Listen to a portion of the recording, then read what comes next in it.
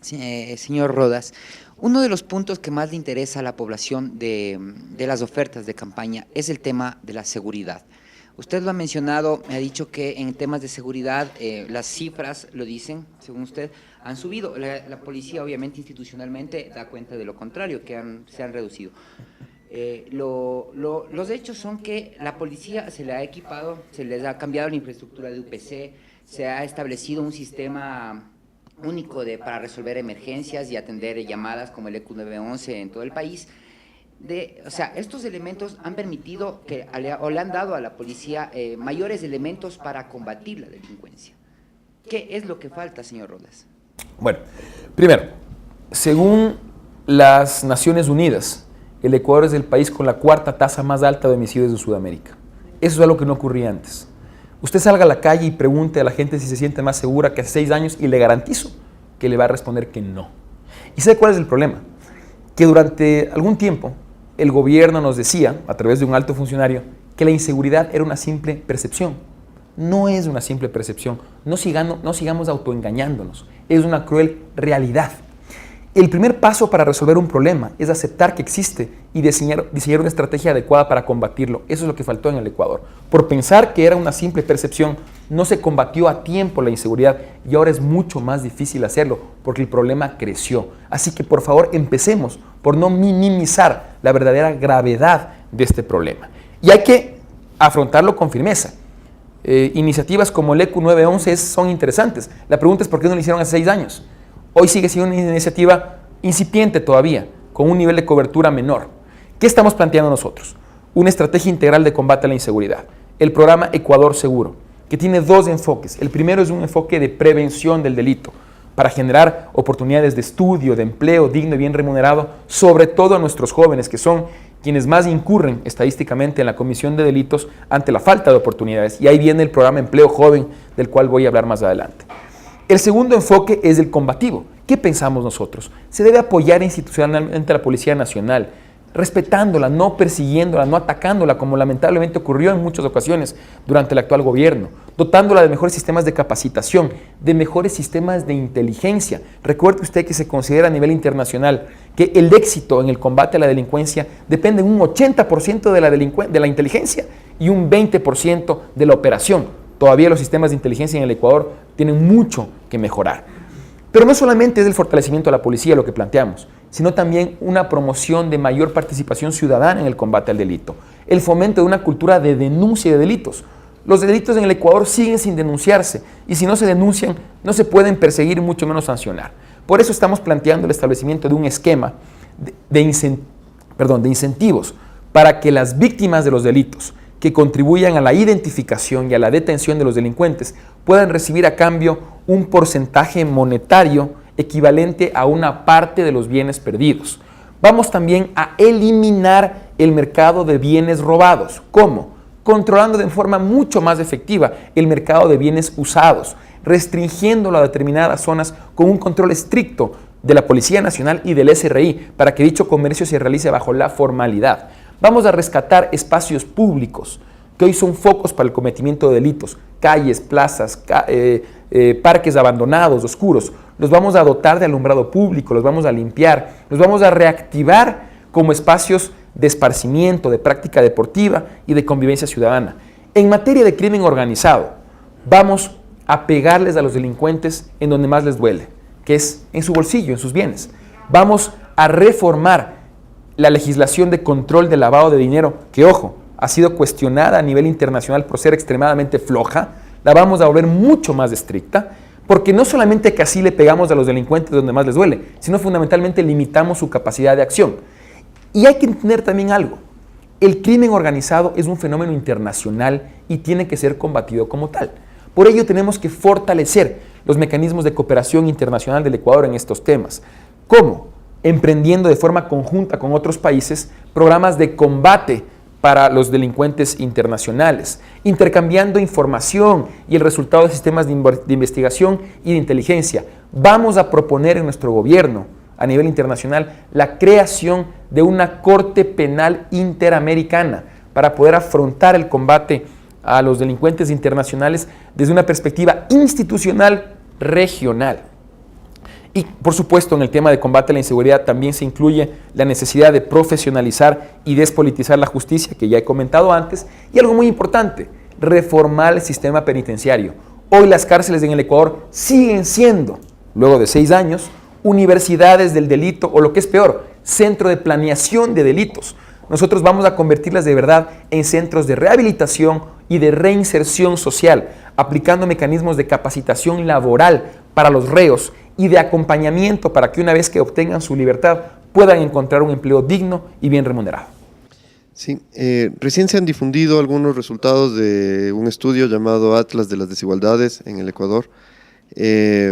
Una de las conclusiones más importantes es que se sale de la pobreza en virtud también de la cantidad de instrucción que recibe la persona.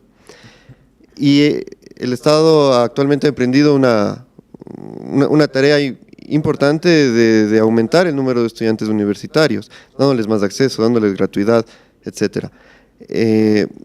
Y al mismo tiempo, por otro lado, hay cifras récord de desempleo, ¿sí? Es decir, de bajo desempleo. Estamos bajo de los 5% y entonces parece que hay una tendencia, digamos, paralela de gente que está estudiando en la universidad, gente que adquiere trabajo. ¿De qué se trata su plan trabajo joven? Si está en relación también con la instrucción superior. Sí, mire, si bien las tasas de desempleo aparecen bajas, no olvide usted que no podemos compararlas con las de gobiernos anteriores porque se cambió la metodología de medición del desempleo. Por lo tanto, lo único que tenemos es la película parcial de lo que ocurrió en este gobierno. No podemos saber si es que eso fue mejor o peor que gobiernos anteriores. Pero lo que sí podemos decir hoy es que los niveles de subempleo son alarmantemente altos. Y particularmente en los grupos juveniles. Pero no significa pobreza. Yo no estoy diciendo eso, yo estoy hablando de subempleo. Entre 18 y 30 años hay un 60% de desempleo y subempleo. ¿Cuál es el problema que tiene un joven cuando busca su primer trabajo? Le piden experiencia previa. ¿Cómo puede obtenerla si nadie le da su primer trabajo? Para romper ese círculo vicioso hemos planteado el programa Empleo Joven, a través del cual vamos a estimular a las empresas privadas la contratación de jóvenes de entre 16 y 30 años que estén buscando su primer empleo. Y estos estímulos van a consistir en que el Estado va a pagar la cuota patronal del IES con respecto a este joven que sea contratado, reduciendo así costos para las empresas. Y también durante 2 años vamos a reducir el impuesto a la renta para estas empresas entre 1 y 4%, dependiendo del número de jóvenes que sean contratados. De esta forma vamos a generar una motivación real, práctica, concreta, para que las empresas ofrezcan a los jóvenes su primera experiencia laboral, que será fundamental para su desarrollo profesional. Vamos a crear en nuestro gobierno 500,000 nuevos primeros empleos para jóvenes de 16 a 30 años, con lo cual no solamente combatimos el desempleo y el subempleo juvenil, sino también las causas de la delincuencia, porque como mencioné anteriormente, la inseguridad radica justamente en la falta de oportunidades de estudio y de empleo digno y bien remunerado, sobre todo para nuestros jóvenes. Y algo muy importante, este no solamente es un tema que tiene que ver con los jóvenes. Le comento algo. Hace 2 días estábamos recorriendo el Parque Calderón en Cuenca y habían 2 jóvenes sentados en una banca, 2 jóvenes de unos 24 o 25 años. Y me senté a conversar con ellos. Efectivamente eran jóvenes desempleados que tenían dificultad para encontrar empleo. Conversábamos justamente respecto al programa Empleo Joven, pero esta no solamente es una inquietud y una preocupación de los jóvenes. Fíjese usted, anteayer estuve en Guayaquil, en la zona de Los Vergeles, y una mujer de unos 70 años, un adulto mayor, se me acercó y me dijo, mire, nuestros nietos no encuentran trabajo. Y eso quiere decir que los pocos ingresos que recibe nuestro hogar tienen que distribuirse entre más personas. Y eso nos está ahorcando. Por favor, ayúdenos a que nuestros jóvenes encuentren un empleo. Ese es un clamor nacional, no solo de los jóvenes, también de personas de edad mayor. ¿Pero qué decir del grado de instrucción superior al respecto? Por supuesto, hay que promoverlo. Mire, nosotros hemos sido partidarios siempre de fomentar no solamente mayor nivel de cobertura, sino de calidad de educación superior. Y hemos reconocido algunos avances en esos aspectos, por supuesto, pero también creo que hay serias fallas. Por ejemplo, en la nueva Ley Orgánica de Educación Superior nos preocupa mucho el alto nivel de intromisión estatal sobre la autonomía universitaria. Nos preocupó lo que ocurrió con el tema de las universidades cerradas. ¿Por qué? Porque pensamos que antes de cerrarlas se debió haber definido previamente qué iba a ocurrir con esos miles de jóvenes para que no queden en la calle como muchos todavía siguen hoy en día. Entonces, no estoy diciendo que se reabran las universidades cerradas. Lo que estoy diciendo es que antes de cerrarlas se debió haber definido qué hacer con esos jóvenes por una razón muy sencilla. Lo ocurrido no es responsabilidad de los jóvenes, es responsabilidad del Estado, que fue quien autorizó la creación de esas universidades y es entonces quien debió haber establecido una solución para estos miles de jóvenes que finalmente son quienes están pagando los platos rotos. Perdón, pero me parece solamente que un joven de 16 años en un empleo tal vez está condenando su nivel de desarrollo. No necesariamente, porque hay muchos jóvenes que, recuerde usted, que requieren trabajar para poder financiar sus estudios universitarios. Hay jóvenes que estudian una carrera técnica y que luego quieren dedicarse a trabajar. Lo que genera el programa Empleo Joven es esa oportunidad que dé chance al joven de que si quiere continuar sus estudios tenga un ingreso para poder hacerlo, o si es que terminó sus estudios secundarios, técnicos y universitarios y quiere obtener un empleo, también cuente con herramientas para lograrlo. Mauricio, en el gobierno actual se ha intensificado, digamos, el tema de la integración regional, sobre todo con América Latina, con organismos como el ALBA, CELAC, UNASUR, recientemente de pronto está pensándose la inclusión de Ecuador en este organismo. ¿Cuál va a ser la política exterior en el caso de que usted llegue a su gobierno? Después de incluso críticas que se han hecho con relaciones internacionales con Irán, críticas que se han hecho al tema de la Unión Europea, Estados Unidos mismo, ¿cuál va a ser la política a nivel internacional que va a manejar Mauricio Rodas en el caso de llegar al poder? Vamos a mantener relaciones cordiales y amistosas con todos los países del mundo, con todos, pero por obvias razones. Vamos a prestar especial atención a aquellos países que representan nuestros principales mercados. Eso es lo lógico, eso es lo responsable. Mire, el problema de la política internacional del actual gobierno es que se ha manejado de acuerdo a dogmas ideológicos en lugar de manejarse de forma técnica. Se ha manejado de acuerdo a simpatías o antipatías de los funcionarios de gobierno para con otros países en lugar de hacerlo de acuerdo a los legítimos intereses del Ecuador. Eso va a cambiar en nuestro gobierno. Vamos a manejar una política internacional técnica y guiada por los intereses de nuestro país. En ese sentido, pensamos que, por supuesto, tenemos que promover, fortalecer todos los sistemas de integración existentes. Promoveremos y fortaleceremos el ALBA, la UNASUR, la CELAC.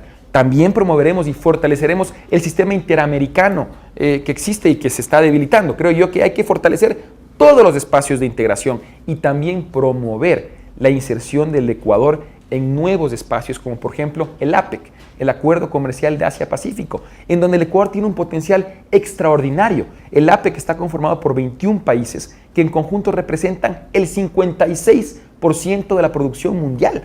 Países como Colombia, Chile, Perú, México están participando de ese esquema de comercio y les está resultando tremendamente provechoso. El Ecuador no lo ha hecho por estar demasiado ocupado en tratar de promover relaciones comerciales con países con quienes, por mucho que nosotros sí vamos a tener relaciones amistosas, no vamos a desperdiciar el tiempo generando un flujo de comercio inexistente, como es el caso de Irán. Más bien enfocaremos nuestra energía y nuestra atención donde sí existe potencial, en los países que ya representan nuestros principales mercados y otros que lo pueden ser de manera muy lucrativa, como es el caso de Asia-Pacífico. Quiero agradecer